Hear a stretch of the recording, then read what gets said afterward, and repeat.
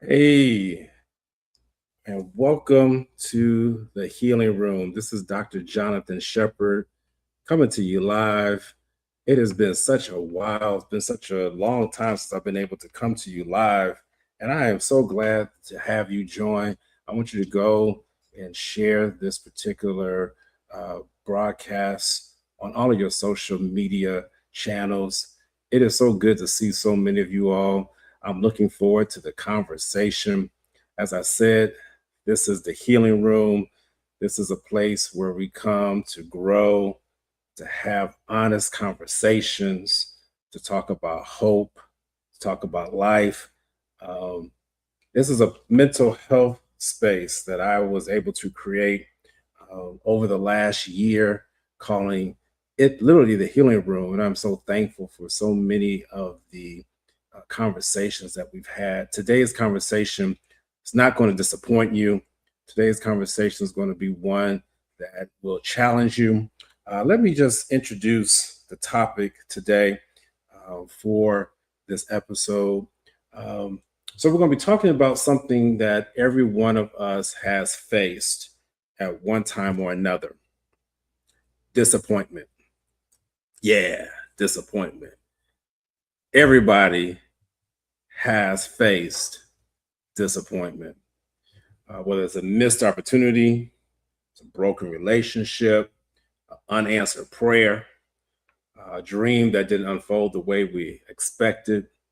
Disappointment can leave us feeling discouraged, confused, and even stuck. But while disappointment can be heavy, it doesn't have to be the last word or the final word.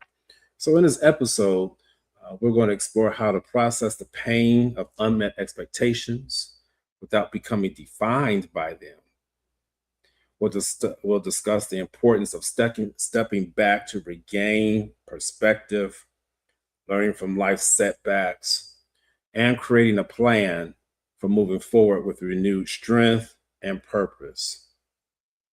Healing doesn't happen by pretending we're not hurt. I'll say that again. Healing does not happen when we pretend that we're not hurt.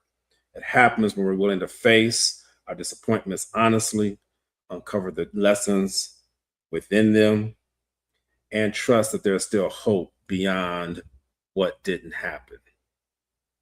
So, wherever you are on your journey, take a deep breath, get you some water. We're going to chill for the next 30, 45 minutes. Settle in, join us as we walk through this process of healing from disappointment and discovering the strength to rise again. So, again, I welcome you to the Healing Room. I do have a guest that's going to be with me today, and I am privileged to have this gentleman with me today. We've done some work together, and as I was really discerning as to who should be on this conversation with me, his name popped up, rose to my mind. I wanted to share the platform with him. I want to say this to you today. We're going to have some honest conversation. Um, you might even laugh, you might shed a tear. I plan to be vulnerable with you all because in this life I've had some many disappointments, and the disappointment did not define me. So I'm looking forward to sharing some of my personal stories, but I'm also looking forward to be able to share the platform with my brother Tate Brooks. He's going to come on. He's going to share with this platform with me, and we're going to talk about this thing about dealing with disappointment. So, my brother, how are you, sir? Going on. Can you hear me? Yes, I can hear you. We're all good. Awesome, man. I'm so privileged and happy to be here. Thank you for having me. Absolutely, and I'm so glad you agreed to join. And man, I'm telling you, we might get a little raw here because when you talk about disappointment, um, I mean, I've been getting hit up all day today when people tell Mm, me this is such a great topic because we all have suffered disappointment. I tell you, even with this, people know that I'm a person who is timely, and even in getting set this up, I was like, "Now wait a minute, how in the Right. world you gonna ask me for some two-factor authentication code when I'm logging in? That normally doesn't happen, you know." So even little things like that will disappoint you. Um, yeah. So first of all, let's just introduce you, man. Tell the people a little bit about who you are, what you do, and then we'll get this conversation rolling. Yeah, absolutely. My name is Tate Brooks, but I go Tate Desae on social media. And I am, first of all, just privileged to be in community with you, Dr. Shepherd. It's such an honor, but also just um, a privilege to be able to learn, but also to chat with you. I feel like if I am going to be vulnerable tonight, at least I know I'm safe uh, in the right care with such an esteemed scholar and practitioner like you. But I'm a son, I'm a nephew, I'm a brother, I'm a uncle, I'm a cousin, a friend, and a servant, and that's how I like to start it off. I am a native of a little town called Waco, Texas, but my life and career has taken me kind of all over the country. And I'm currently residing in Atlanta, Georgia. And for work, in terms of work, I am a training consultant and I am a PhD candidate, PhD student, not a candidate just yet. And so I am studying higher education with an emphasis in fo- focusing on. Yeah, that's kind of a little bit about me. Cool, cool, cool, wonderful, man. Yes, So, and we wait for that day when you graduate with that PhD, man. yes, Definitely, you sir. are. Yeah, definitely, you are definitely one who we will see cross. Um, so, let's get into this. So, one of the things I love to do is when I have conversations, I like to define words. And so, when you look up the word disappointment, the word disappointment means the act or instance of failure to meet expectations. Man, the Mm, act or the instance of failure to meet expectations. And so I just want to start there. Because when I read that, I was like, man, that hits. Like the emotion attached to the failure to meet expectations. So that lets me know that disappointment is tied to expectations. Now, are the expectations realistic? Are they grandiose? Are they unreal? You know, it. So, what comes to your mind when you hear that definition about disappointment? The act or failure, the act or instance of failure to meet expectations.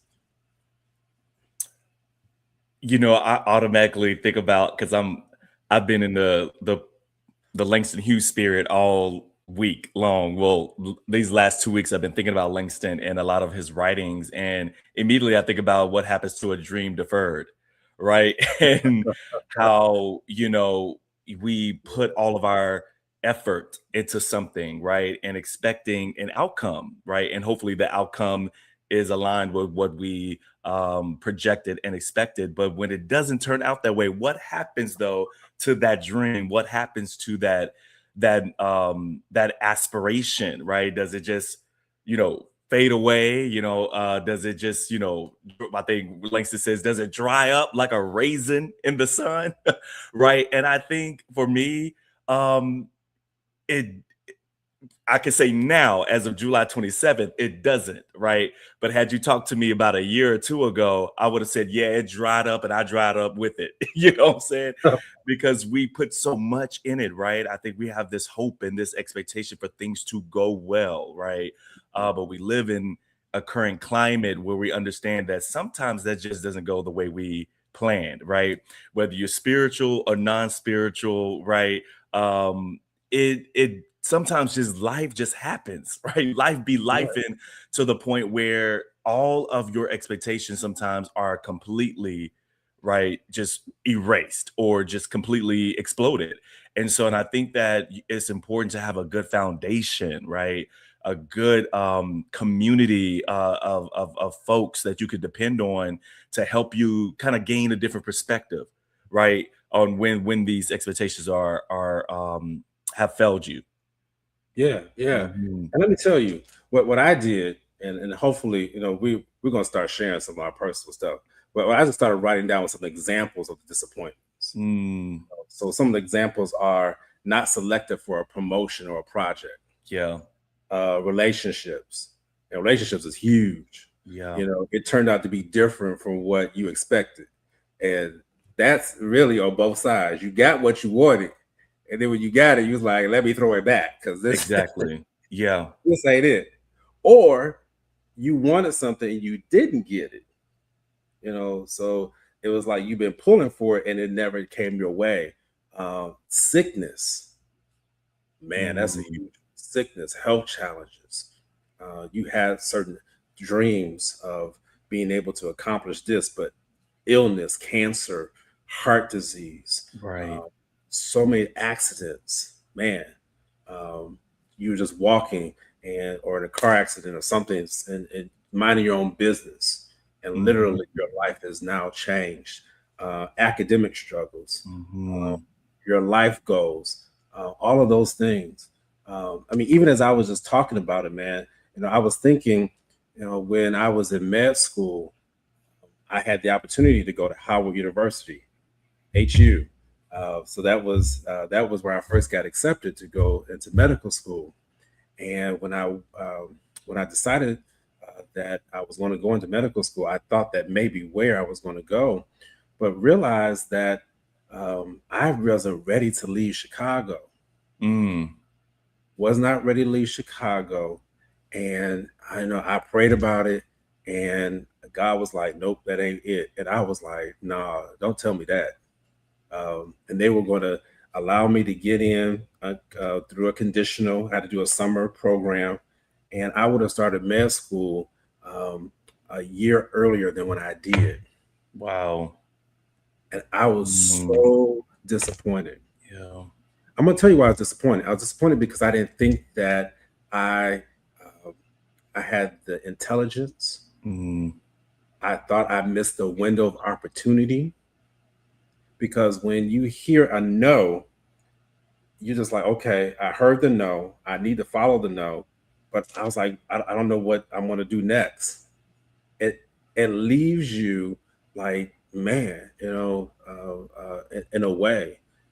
And so we pose one of these questions about, you know, what happens when disappointment changes the direction of your life.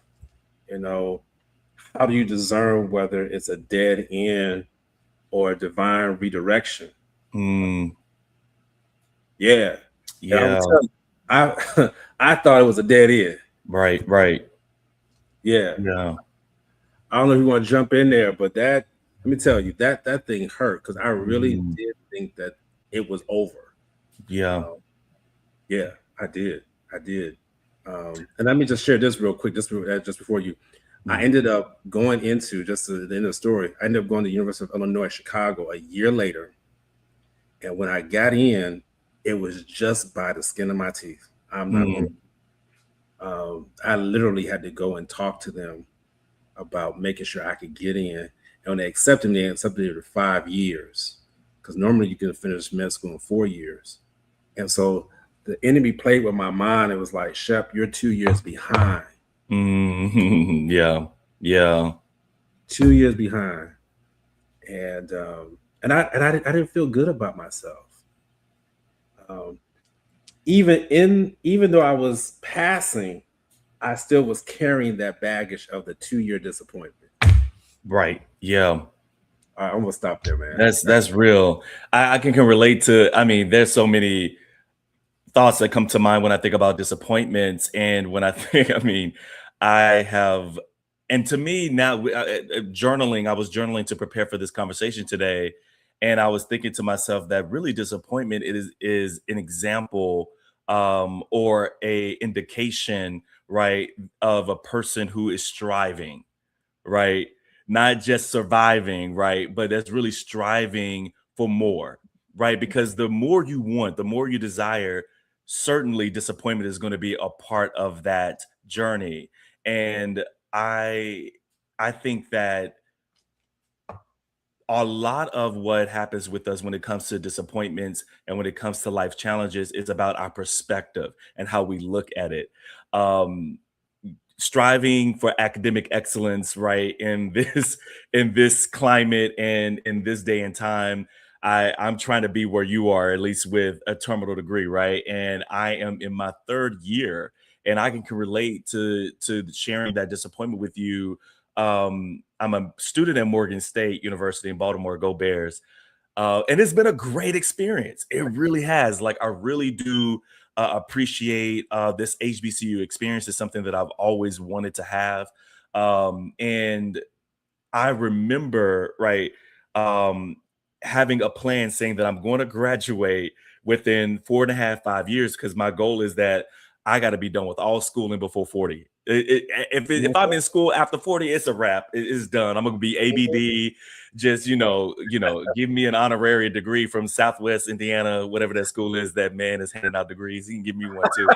So it's like, I was like, that is my goal. And so far I've been good at it. I've been, taking the classes in the right order and things like that, until life happened. And Mm, I ended up losing my job. I was working at the University of Maryland and ended up losing my job, which was the reason why I was in school, because they were paying for my classes. And so I ended up taking a semester off because I was just so down, Dr. Shepard. I was like depressed. I was like, God, why this happens to me like in this moment, right?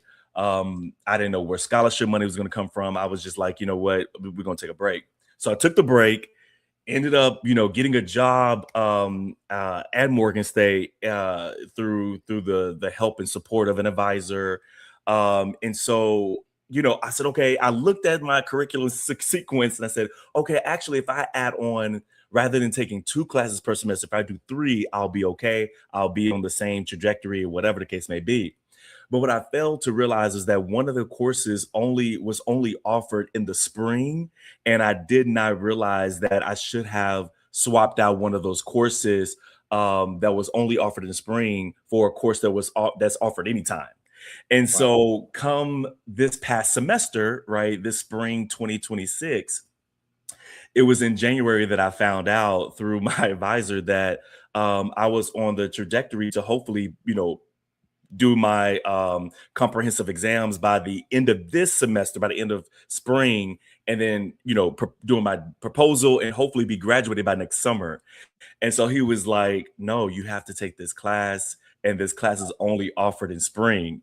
And we're currently in spring at that time, and I was like, "Oh, I can't take 4 classes. That's insane in doctoral school, and I'm working full time at this point." And so he's like, "You're gonna have to take the class in spring of 28." And I remember like shaking because not only was it just the disappointment in that moment, but it was all of the thoughts that I had about like, what if I had done something different, right? What if, I still had my job at the University of Maryland? What if I never took that semester off and I just would have taken loans out? I would not have been at this point. And I remember just feeling so not only again disappointed, but just frozen in that moment, like time just stood still. And I remember hanging up that phone. I was like, God, I am a first generational college student, first gen to get a master's and been in this doctoral program. Wow. What more do you want from me? Like, you know what I'm saying? Like, I was like, God, I'm trying my best here.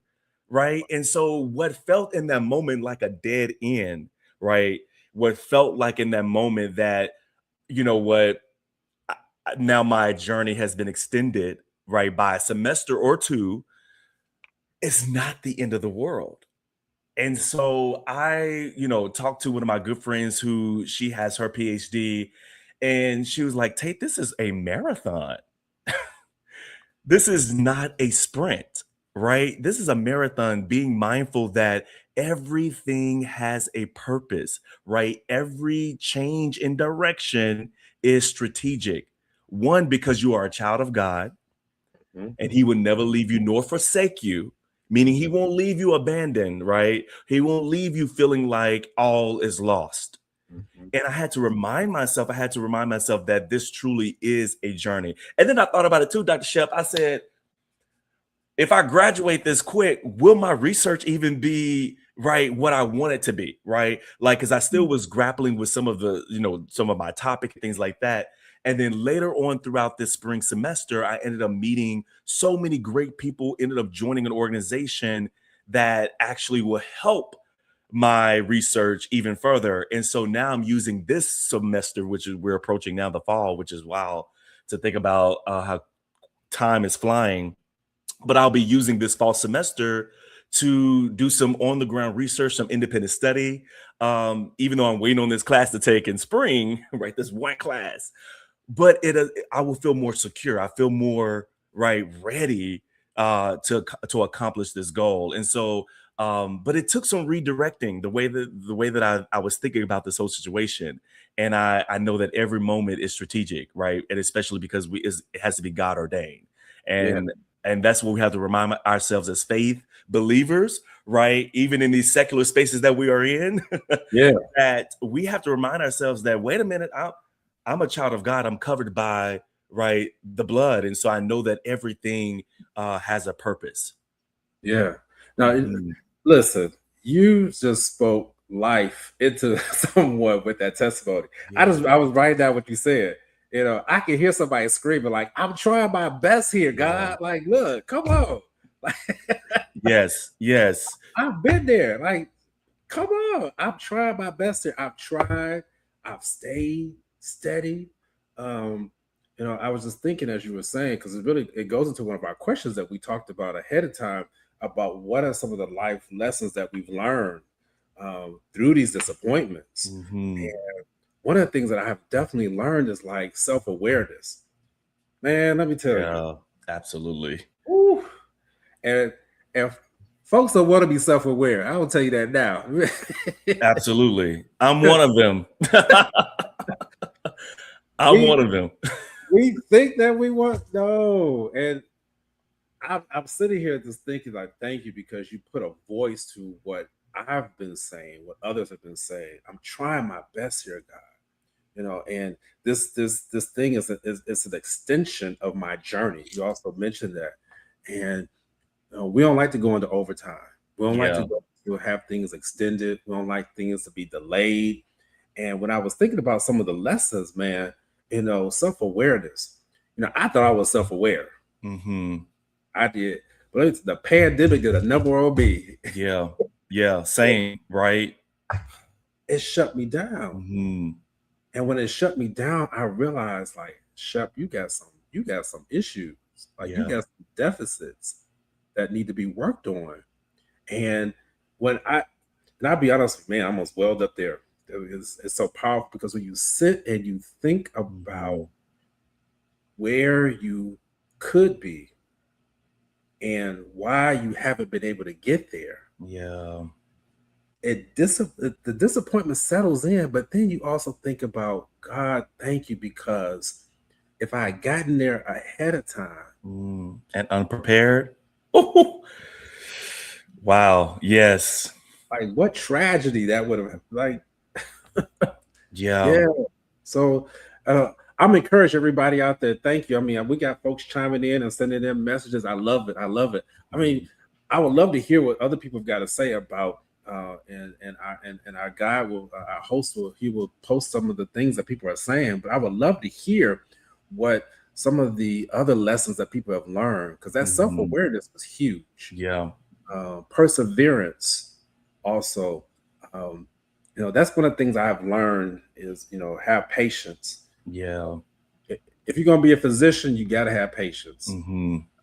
People will test you. People will, try to get you to do what they want you to do. But you got to have perseverance. Um, it's amazing how many people walk around and not self-aware. I keep going back to that. Mhm. Mhm. I don't know what lessons you have learned, and I don't know if that's one of the ones you learned too. But man, come on, that's yeah. One of the things that's coming up for me in an article that I read many weeks ago, but it actually was right on time for this conversation because it's talking about um, cognitive appraisal theory, right? And I know Oh, I'm around. All right, I'm with the good doctor today, so I wanted to make sure that I brought this back into my notes. And but there's okay. this psychologist, right? Who his name is Richard Lazarus. Hmm. Go figure, his last name is Lazarus. Right, But that'll preach by itself. right, But right. he emphasizes that a person may face the same event on two different days and feel entirely different emotions. Yes. Like a presentation at work might feel like a threat, right? When one feels unprepared, but like a challenge when one feels confident. And so a delayed message, he talks about like a delayed message from a loved one might stir up anxiety or irritation or little concern at all. And depending on what the situation seems to mean in that moment. And so cognitive appraisal theory helps explain these variations of emotions that we experience. And so he talks about emotions do not arise from events alone. They emerge from a person's appraisal of those events. So the rapid, often automatic evaluation or of whether something matters or what is at stake or whether one has the resources to cope. Mm, So it's so interesting because again, like this particular theory is the study of emotion, right? And the yes. emotion towards the relationship between the person and the environment. So rather than treating the emotion as a simple reflex, right, this theory is emphasizing meaning, context, goals, and coping. And so our lives is shaped by emotions, right? And Yes. so by what happens to us, and so and how we interpret what is happening and what we believe we can do next. So if you feel as though that this particular disappointment, right, has stifled you and you feel like you cannot move on from it, right, that is because that's what you have assessed of the situation. But if we were to take a step back based on how we have community, right, how Yes. we cope, how we Yes. lean on faith, Yes. right, can help reshape and interpret the ways that our emotions are impacted by certain events in life. So Right. when I read that, I said that thing blessed me because I Yeah. was like, because Yeah. it really is about a self-awareness, to your point, Yes. right? It's about self-evaluation, Yes. right? How we not only I can be aware all day, right? I can Yes. be aware that I am angry or that something is making me feel whatever which way. But what am I doing with that awareness, right? So Right. I need to reevaluate, right? Reassess the way that I approach a situation or the way that I'm looking at this particular moment in my life to say this is not going to take me out. Excuse me. This is not going to take me out.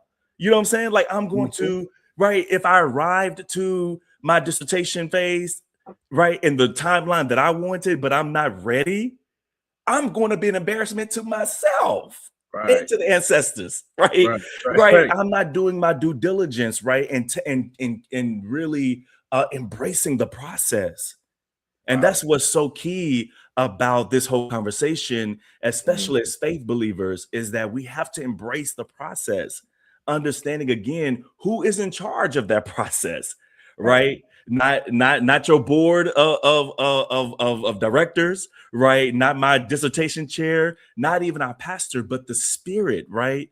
That leads us and guides us to these different experiences because there's something we have to learn from it. And let me So, if tell you something. anything, apprise your emotions. Yeah, and I'm gonna stay right there. Thank you, because what I wrote that down, the cognitive appraisal theory. Because what happens is when our emotions get in the way, it will distort the way in which we appraise what we're going through. Oh yes, yes, that is so good. Oh man, because You make I mean sure you that. give me credit in this next book chapter.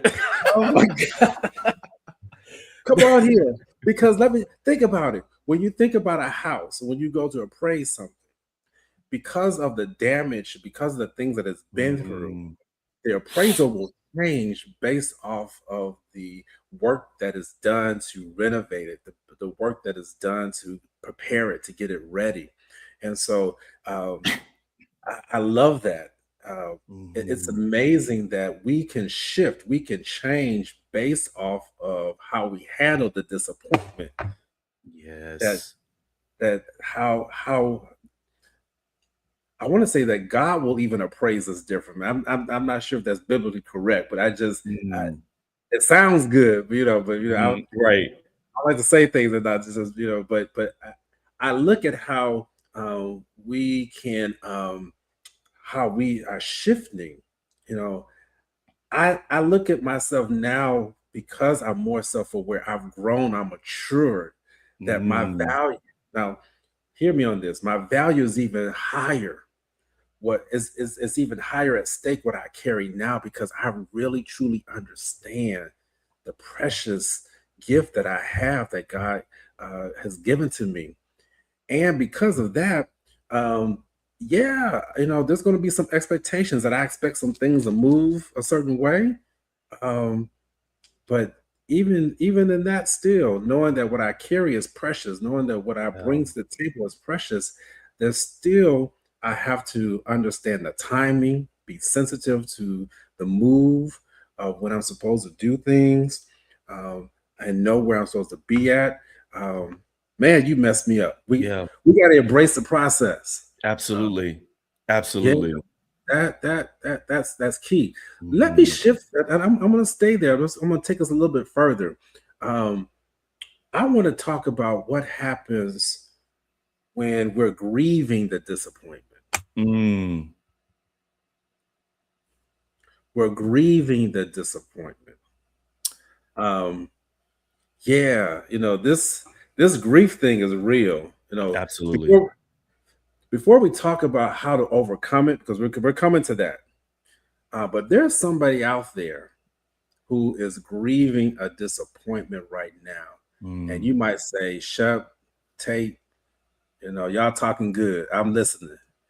But this thing hurts. Yeah. And the thing is, when you're grieving unmet expectations, you'll go through the cycles of grief.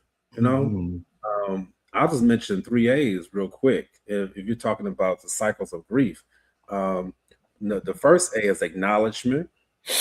Um, there's no way that you can grieve something until you acknowledge the loss. One of the other stages is anger. Right. Yeah, yeah, you get Mhm. angry. Mhm. Let me tell you, there's sometimes my pastor talked about this yesterday. Sometimes you feel like fighting. Real Man, talk. Yeah. Laying hands on somebody. yeah, Yeah. literally. We ain't talking about the spirit. I was yeah. Mhm. Mhm. And then the other one is acceptance. Yeah. So those 3 A's: acknowledgement, anger, accept. Now there are more stages to grief, but those three just really just filtered out, if you would. In my note taking and preparation for this, man. Let's help somebody. Yeah. Uh, let's help somebody because I can feel it. That grief when you're not meeting, when your expectations are not met, that's real. Right. It's And real. especially when it's not an isolated event, right? But it's like event after event, like a domino effect. Like when one domino hits, the other follows, right? And so I'm thinking about the folks who are caring so much in relation to the amount of disappointments and the amount of grief that they have. And it's like, God, how much more can I take? Because when Right. I threw up my hands and I said, God, I'm trying my best, like what is going on? That was because I came from a year of disappointment in 2025. And so I'm like, I don't want to enter 2026 with that same energy and that same patterns, right? And so I'm still right, like plowing through my way through grief, right, in ways that I am still learning. And I have another example. Another see it happened this year. So January happened, then April happened, Hmm. and some of my close friends know that I'm in this ordination process, and I'm a born and raised in the grand old Church of God in Christ. My whole family is Kojic, and so like I love the church. I love that church, but I moved to Atlanta many years ago to attend seminary school at Candler School of Theology at Emory University. And when I graduated in 2016 with my master's of divinity, many thought that, okay, what's next? Because folks, typically go to divinity school, seminary school for, to be a pastor or to teach, something in religion or theology and things like that. But I really went because I was just taking heed to what my undergraduate chaplain kept pouring into me. He kept saying, there's a calling in your life. There's a calling. You need to go and, and take heed to that. And then my pastor, my local pastor back in Waco was like, there's a calling in your life. You have a calling. I was like, okay, cool. But I never wanted to be a pastor, Dr. Shepard. I never wanted to be a pastor. Like that just wasn't for me. And so I love college. I love higher education. And so I ended up working in higher education for 10 years. But throughout that 10 years, there was like this shoulder tap that I kept feeling, right, in the spirit. And like there was something still missing. There was something that I needed to do. And so long story short, my last year at Emory, we have to do an internship and we have to serve at a church, right? So I decided that the church I was going to serve at was Greater Community Church of God in Christ with Dr. Matthew Brown. And it ended up being a great experience the first semester, but I told him, I had a one-on-one heart. I said, man, I love you. I love this church, but I think that I'm not being challenged. He said, no, you're a son of this church. You need to go somewhere else. He said, go somewhere else to learn more. And I'll never forget that. And I love Bishop Brown for that, because he poured into me and he did not feel threatened by the fact that I needed to go somewhere else. Right. And so I ended up going to a little small church called First Christian Church of Decatur. And they are a part of the Disciples of Christ. And so I served with this white man named, who is now is deceased, but the Reverend Dr. James Calvert. And he was just like, man, I think this would be a great opportunity for you. I think you should, pursue, ordination. Never did, Dr. Shepard. I went on with my life, lived in New York, LA, DC. I was, turning up for the saints, so... But starting in 2023, when I started the doctoral program, the Holy Spirit said, you're going to do another thing for you. You're going to do this for me. And you're going to start this ordination process. And so at the same time that I started my doctoral program, I started the ordination process under the sponsorship and supervision of my really good friend, who's also the covering for me, Pastor Darnell Fennell in Houston. And so this has been a process for the last 2.5 years at this point, working up to April 27th, 2026. And I wrote about it. I wrote a Substack, shameless plug, but if you want to follow me on Substack, my name is Tait Desae, Desae. But anyway, I wrote about it, right? And not even realizing, Dr. Shepard, that you were going to invite me to this conversation. And April 27th was prepared. This is my last step, my final committee interview before I actually get ordained. And so this is going to be a committee of 16 clergy persons who are going to interview me about, the history and the polity of the Disciples of Christ, right? The story of Jesus, right? What is salvation? What is discipleship? All of these things. And I was up all night long preparing for this interview. And keep in mind, I live in Atlanta, and the interview was going to be in Texas, in Dallas, because I'm being ordained through my home state. And so my flight was scheduled for 6 a.m. And money was tight. So I knew that I had to be very strategic about how I was going to fly to Texas and make my way back, because I've been sponsoring all these flights back and forth to Texas, on my own. So long story short, I waited for the Uber prices to go down to something more reasonable, because they were astronomical that day. There was like almost $100 just to get to the airport at 4 a.m. So I arrived to the airport finally at 5:15, did my TSA pre-check, trying to get through, but they stopped everyone in the airport because there was a machinery malfunctioning that was happening. And so the lights were flickering. It was very eerie. I didn't know what was going on, and I only had a backpack because I'm flying out and I'm coming back. I was supposed to land that night at 10 p.m. And so I'm trying to figure out what's going on. There was a delay that allowed that delayed me to getting to my my gate at 6:05 a.m. And I missed my flight, Dr. Shepard, by 5 minutes. Wow. Me and 4 other families, we literally missed our flight. And so the folks at the gate, they were very kind, very sweet. And they were trying to, get us rebooked. But the issue was that, and anyone who knows anything about ordination interviews, is that I'm not the only one. Mhm. And there are going to be multiple people on each hour that they're interviewing, because it only happens like twice a year. And so I was scheduled to be interviewed at 1 p.m. All of the flights would have gotten me to Dallas after 5 p.m. And I was like, no, there has to be another way. And then so Delta had a flight. Of course, Delta is always going to have a flight. They're always going to get you there, but they're going to get you there with an arm and a leg. Okay. And they had a flight for $899. And I was like, there is no way I can afford an $800 flight when rent is due next week. And so in that moment, Dr. Shepard, I just froze.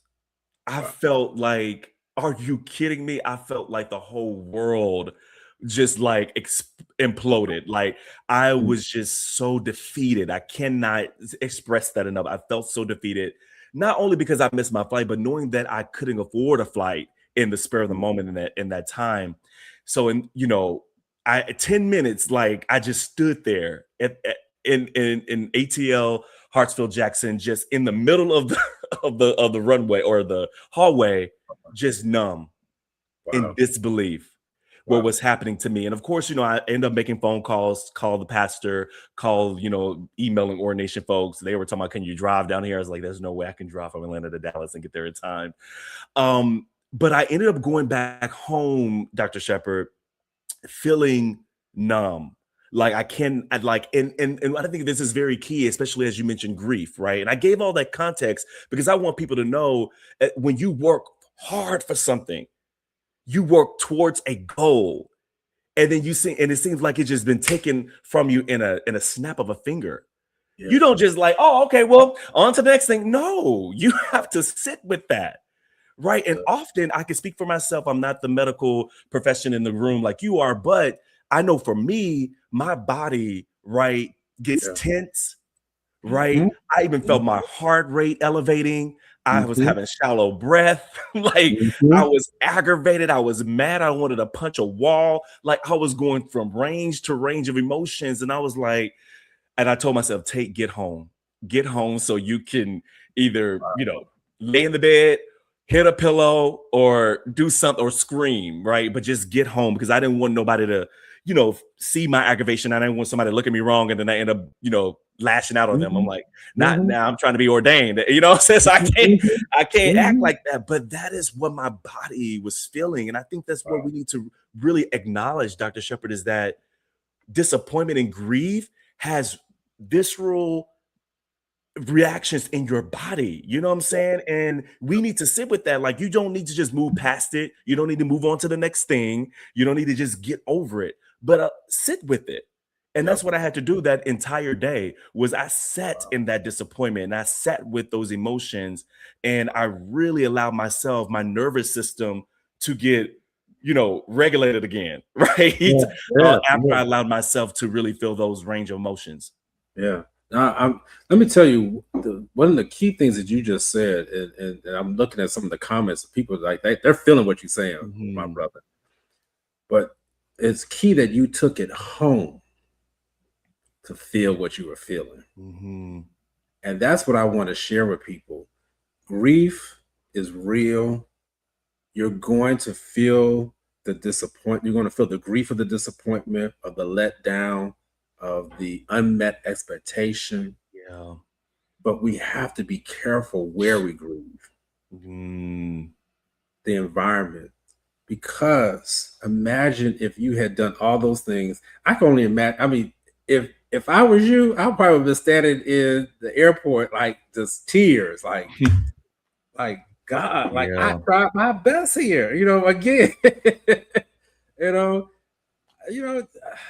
God, come on. I tried again.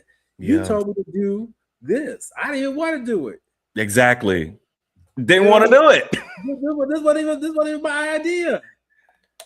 And here I am, Mr. Flight. Um, but where you grieve, and I want to, I really want to point that out to people out there, because grief is, and when it comes over you, you you can't help it.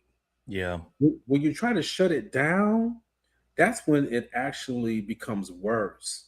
You know, I'm thinking about, as you were talking, I'm just thinking about people who have grieved, who wanted to have children. I'm thinking about couples. Mm, yeah. Mm, You've been trying, you've been going to fertility clinics.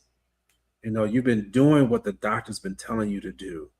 And yet it does just not coming out right.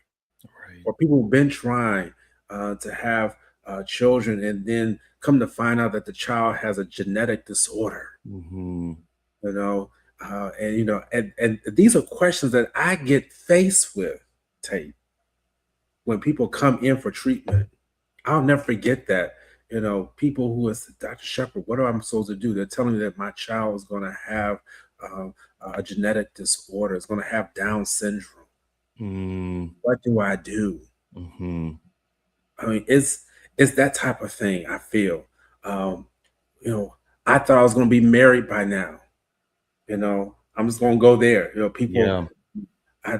I, here I am. I'm 30, and I thought I was going to be married. I thought I was going to have a child by now. Those things. There's people in the religious world who thought they would have become an elder or ordained like Mm, you, or a pastor. There's people who, again, promotions, all those different things. People are grieving yeah. these expectations. And what I wanted to share with people is that we have to be so careful to discern what people are going through, Oh, yes. Yes. because some of the stuff that we are facing, and when we're facing aggravation and frustration, some of us are trying to come at it, well, something's wrong with them and they just got this. And Yeah.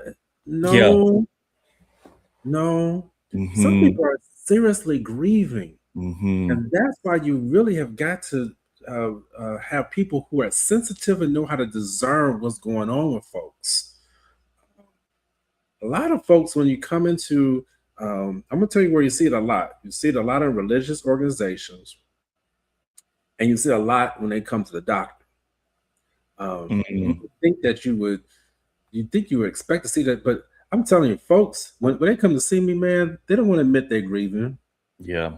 Mm-hmm. Oh, oh, Chef, no, you got that wrong. No, I'm over that. Mm-hmm. I'm over him. Mm-mm. Right. No, and then you start to ask certain questions. You know, that's what bubbled up within me. Again, I'll be vulnerable here. There were some things, Tate, that I thought I had gotten over, that had hurt me in my childhood. Mm, And it wasn't until I started taking a deeper look and became self-aware that some things that had happened, some decisions that were made, love my family. I'm not putting anybody out, but certain decisions that were made, that I was like, I never understood, mm, and I was never able to reconcile within myself how that affected me, and the disappointment yeah. of not experiencing what I thought I should have experienced at that time in my life. I had carried that. And when you carry something, it either is going to do one or two things. It's going to grow Mm-hmm. to Yep. where you can no Yeah. longer handle it, to where it gets out of, or it may not grow, but it may stunt your growth. Yeah. It may literally keep you paused, um, or even, I've seen where people, I'm gonna stop here. I've seen where people have, like, their growth has been arrested. Mm, 60-year-old, but still thinking like that, in their 30s, right. because of, Right. because of a disappointment that happened. Yeah, yeah. Mm, Just that thinking has been arrested. That's it. And so that's where, again, discernment is key. So, I really want to let people know that um, grief here is so real, um, Absolutely. and we feel you. We feel you. We feel you, and we want to help you. Um, as we are going to start winding down here, I want to talk about just some practical steps. This has been good conversation. I can't believe we've gone this long. Yeah, me neither. This is good, Hmm. man. Yeah, Much needed. Much needed. Um, but I wanted to talk about some practical steps that we can help people yeah, in in overcoming the grief and yeah. overcoming the disappointment. I know. Please start off. I've got some things, but man, I mean, you hitting a home run already. I mean, Yeah, I mean, you're the expert in the room. I can speak from my lived experience, but I want to say this: what you shared earlier about um, using this, using discernment. Discernment is so key when you are um, dealing with someone or in community with someone who is still grappling with grief, the grief of disappointment and the grief of a letdown or whatever have you, whether it's through an establishment, through or through a family member or through a partner, right? And I think that is important, right? And I know that we all have good intentions, right, Dr. Shepherd? Like, we send condolences all the time. We're like, oh, we love to quote scriptures, right. God is not giving you the spirit of fear, but a power, love, a sound mind, right? All of that is great. It I like is, right? But it's also important to like not bypass my grief and my feelings, right? And not to bypass the event that took place. And yes, so I was very hesitant with sharing with people about my disappointments of this year, especially I think the biggest one for me was really the ordination, although, that is still going to happen. It's just been delayed. But right. most of my friends, or some people, not a lot, but a lot of people are like, well, you're delayed, but not denied, Yeah, and so, just, dust your feet off and keep on moving right, kind of thing, right. and so, and granted, like all of that is great, right? I totally believe that there is truth. Please hear me when I say this, because I say this in love. There is truth in delayed but not denied, right? Mhm. But it wasn't what I needed to hear in that moment.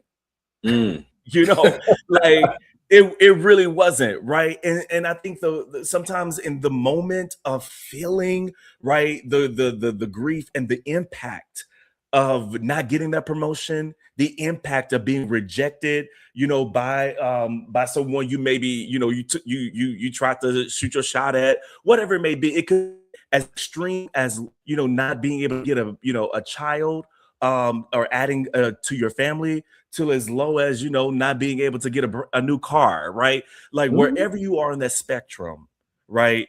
Your emotions are valid, right? And the most honest thing we can do is sit with the sadness and the disappointment instead of rushing past it, right? Mhm. Because we do live in this culture, especially in social media, to get over it. We rush past things very quickly. But I think Yeah. it's important to sit with that. And so my encouragement to anyone that is, dealing with disappointment, or someone that is live with them, be with them in that moment, right? This priest that I met from Chicago, he was a part of a mission trip that I used to lead back in the day, and he said, Tate, I've learned as a priest to be a non-anxious spirit. Hmm. And that has sat with that has I've taken that with me everywhere I go, because sometimes we want to have the answers to everything. We want Mm. to soothe the soul so quickly, right? Because we have good intentions, especially if it's someone that we care about, right? But sometimes it's just about the presence of just being, Right. right? Just sitting with someone, Yeah. right? Like Right. And let just me tell you. being, yeah, No, I was gonna say real quick, and when you allow people to sit, it allows them to empty it out yeah, organically, right? Hmm. organically. Because if you can't empty yourself out, there's no room to fill back up. Yeah, And yeah, so I just want to share it because that's what happens. And because I can hear somebody saying, well, you just need to hear a positive affirmation right then and there. Yes, there's a time and place. yeah. Hmm. Hmm. But let me tell you, when you jump in too fast to tell people something, they first of all, they won't think you're authentic. Yeah. And second of all, they think that you don't really care. Right. I'm gonna Right. stop there.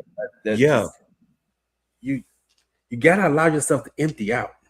absolutely. Absolutely. And I would say, another thing that really helps, and I wrote about this in my Substack because I have a podcast and a platform that we are, really growing with Brother Breathe, that, was birthed out of my own right life struggles and the need to really have a space for mental health conversations for Black men specifically. But I said in my Substack, I said, I cannot be an advocate for people, for brothers especially, to take care of their mental health and their emotional well-being, and I not do it myself, and I not be transparent about the moments where I find it to be difficult, to be right hard or challenging to be open about my own mental health journey. And so one of the things that I found to be helpful was journaling, right? And so like when I got home, which I ain't gonna lie, the journal into a sermon, but we'll get into that later. But the journaling really helped, right? Because I started off with questions like, what did I lose right Mm, today? Right? What did I lose in this moment? Like, and reevaluating my own identity. Like, am I still who I am at my core? mm, Right? Like, am I still that right? Is my spirit still intact? Right? Like, even though I've been battered and bruised by these disappointments and by these life circumstances, right? Is the core of who I am still intact?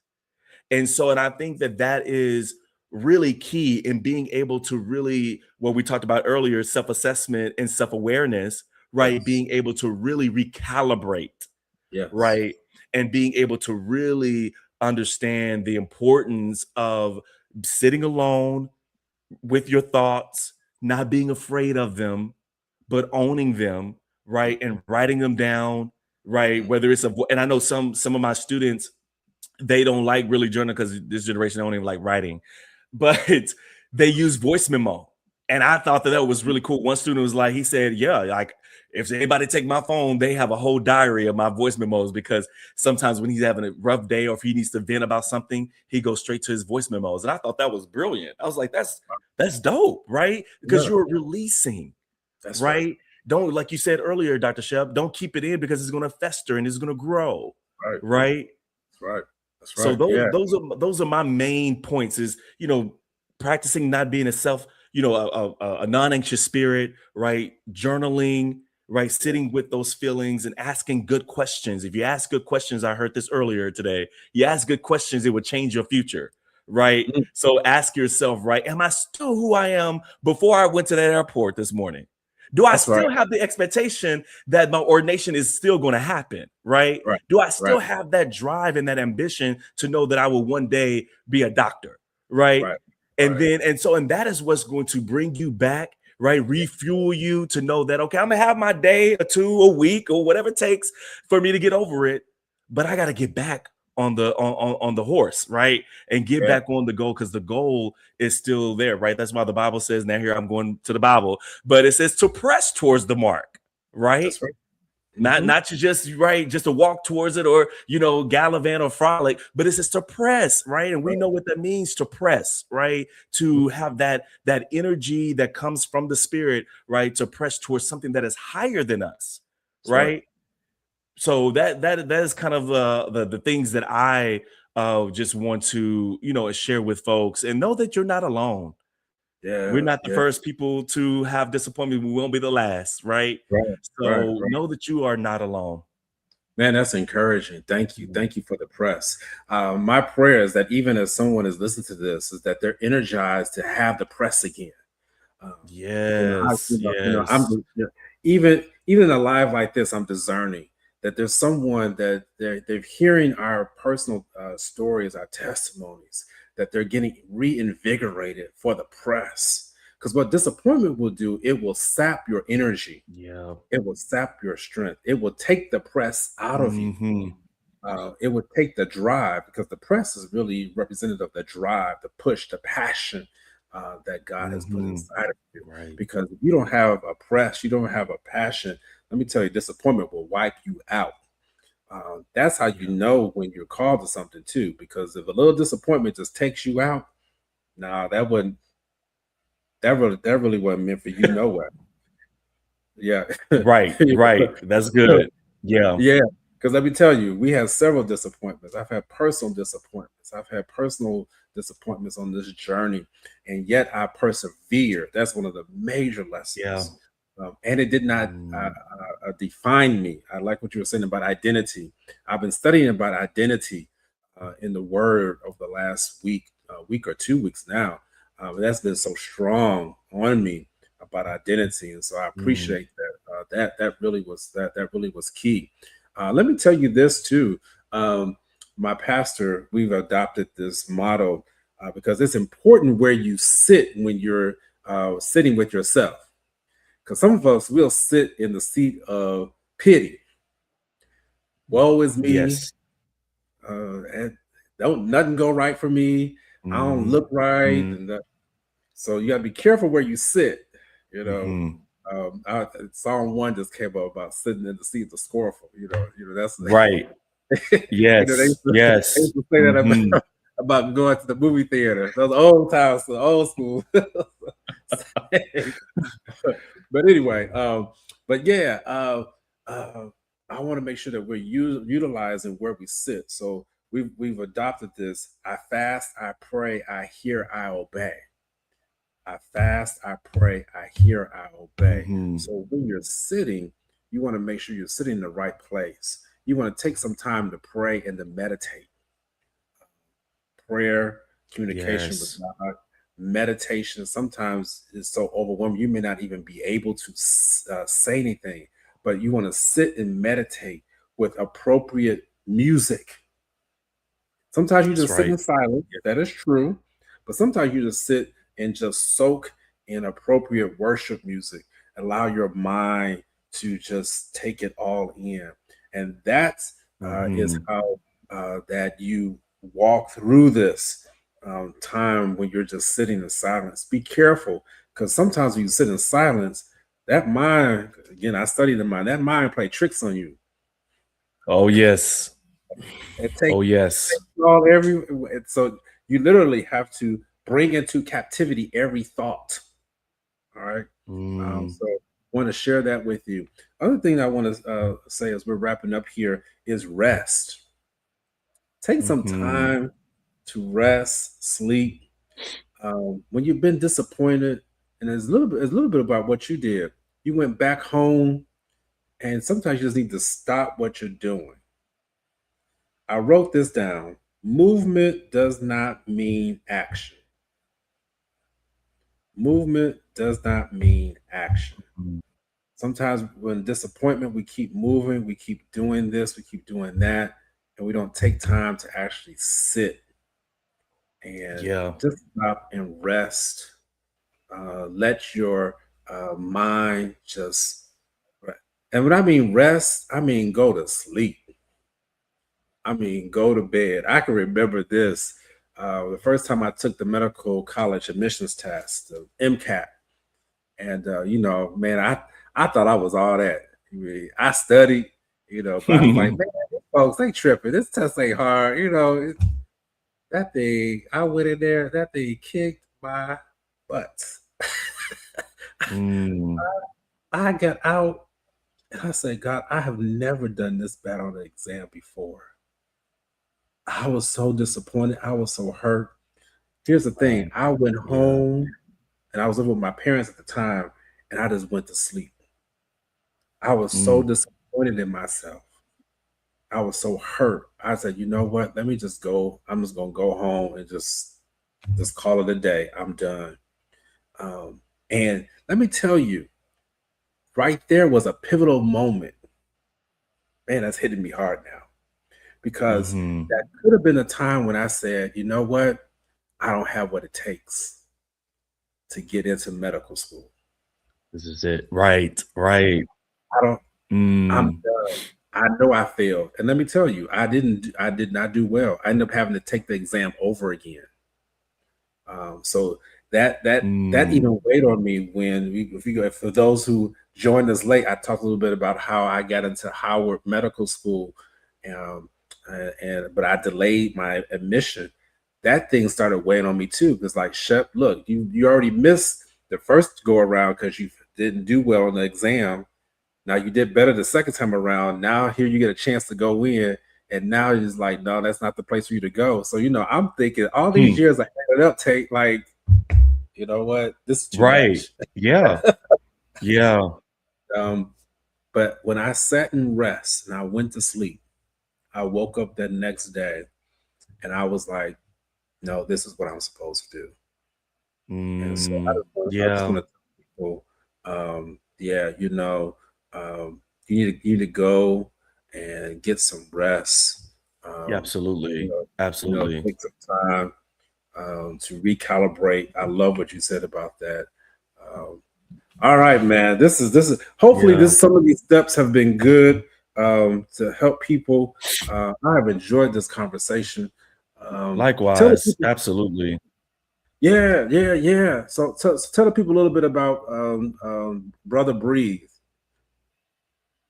Yeah, absolutely. And let me just say this, that I'm so glad that you went back to take that MCAT, because you are an inspiration, but also, right, there are very few Black men in your field, right?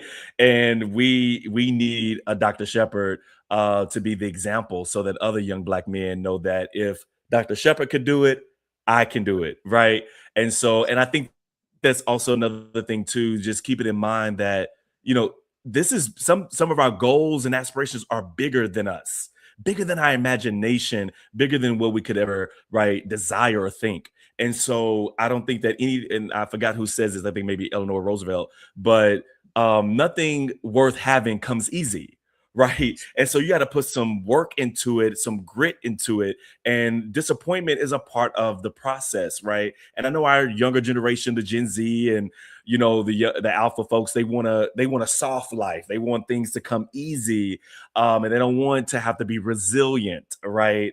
But I'm telling you, disappointment builds character, right? Yeah, It builds, right, and it allows that the expected end, right, is worth it. It's worth it. And your story reminded me so much of my homegirl. I love her to death. I'm not going to name her because I don't want to put it out there, but she failed the bar mhm. 7 times. Wow. One of the hardest states in the country. She was trying to achieve the bar. And every time we would talk, and she's like, she would sit with it and she would be so disappointed. But I kept encouraging her, said, girl, you are the first to ever do this in your family. There's Mm, no blueprint for you. right. Of course, it is going to be hard, but you are worth it. You are built for this. And God would never leave you nor forsake you.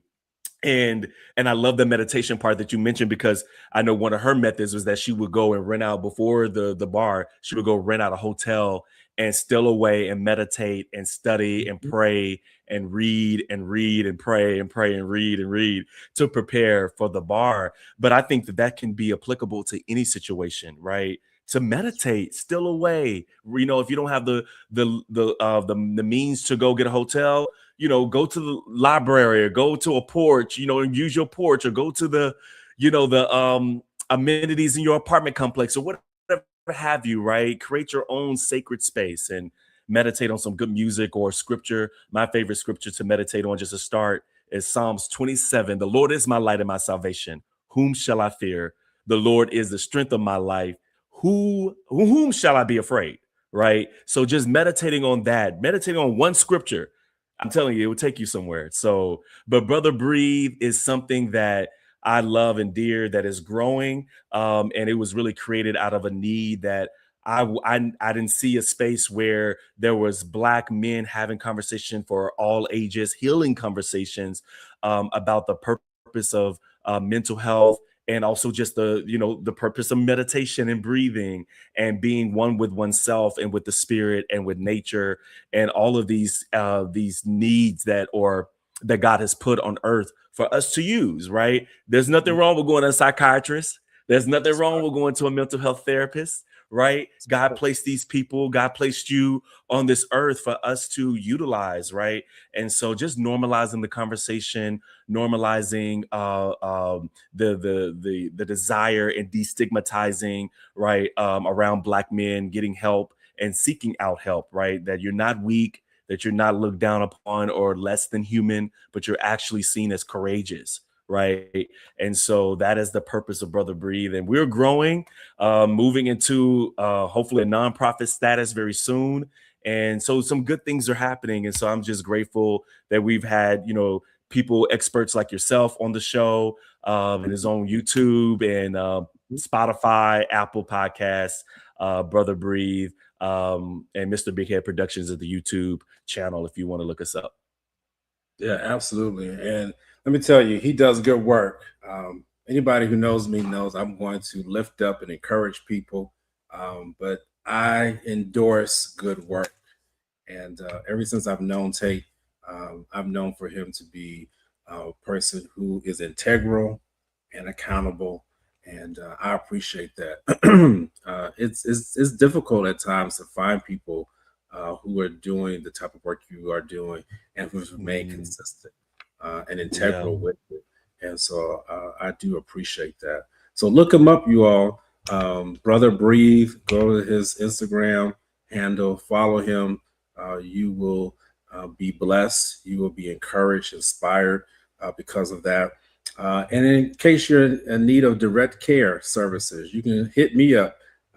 Many of you all already do that anyway. drjonathanshepherd.com. Go to my website. You can go to my Instagram, YouTube pages. Download Spirit in Mind.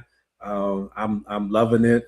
We just hit over 750 downloads. I think I just got an announcement of that. So just had 40 downloads this past week. So I love it. I love the momentum that continues to occur with that particular platform, Spirit in Mind. That's with myself and Bishop Guy Robinson. So these type of things, thank you. He just posted, appreciate that. But these are the type of things that we're doing on a consistent basis because we want to help our people. There's so much stuff that's out there that's tearing down our people and is biting and bickering and devouring one another. But we've got to continue to be consistent. That's why I encourage you, Tait. And these things that I've encountered for you, I tell you, it's just a way to really just lift you up even higher. It really is, man. And so I just speak life into you, and I encourage you, in all that you do. I'm here for you. You've heard me say that. I'm saying even publicly here now. So I do mean that, and we thank you for that because we've got to build up each other. We've got to make sure that we have programming, have discussions like this that will counteract what is happening in our society. Right. We will not allow our people to be destroyed for lack of knowledge. Yes. And because people are not available to yield of their gifts, their God-given gifts, to the society at large. And so I know I've purposed in my life that I will make sure that people get the information that they need. So hit me up, drjonathanshepherd.com. Any direct care services in DC and Maryland. I'm only licensed in DC and Maryland now. So folks can hit me up in Georgia. I know you got some of your fan club down in Georgia and Texas. I've been seeing them. I'm not licensed down there yet, so I can't. Well, you need to maybe get a summer home or something in Texas. Get a winter home. God is calling us to expand. Yes. Impact, influence. Yes. Stretch. But any final words before we get out of here? Anything you want to tell the people? No, I thank you again for this opportunity. I absolutely appreciate it and love the work that you are doing. And I love the Medicine My Ministry, the whole collaboration that you have been showing and modeling for others, that hopefully that inspires other medical professionals to do the same, right? To not be afraid, but to not be ashamed of both the ministry and the medical professional that exists within you. You can do both, and you can do both with integrity and yeah, I just appreciate you, man. You've always been an inspiration for me from afar, and a mentor from afar. So I just appreciate you, and to all the viewers out there, just know that you are not alone. That disappointment is a part of the process, and that you have space to explore all of the things that you need to explore when it comes to your emotions, right? And knowing that you have methods that we already shared with the meditation and the journaling and finding community and finding a good professional therapist that can help you along the way. And so, but again, disappointment does not mean that you're flawed, right? It means that you're human and you're doing your best. So That's right. That's right. mhm. Where ministry of medicine flourish. That is my slogan, which is now copyrighted. All right, that's important That's right. because the Saints was still your idea. Oh my. Saints and eights. Right. Where ministry and medicine flourish. Thank you all. Exactly. Appreciate the discussion. We'll be back in the healing room as we do this once a quarter. You can go back. Please share this. Go share it on your social media pages. Go share it on YouTube. Typically, we're in the thousands by the time we share this, so we don't want to lack there. Let people know. Save it, because when they go through a disappointment, you can just go back and say, hey, listen to this discussion and see how it can help you. All right, we're signing off here. Appreciate you all, and we'll see you next time in the healing room.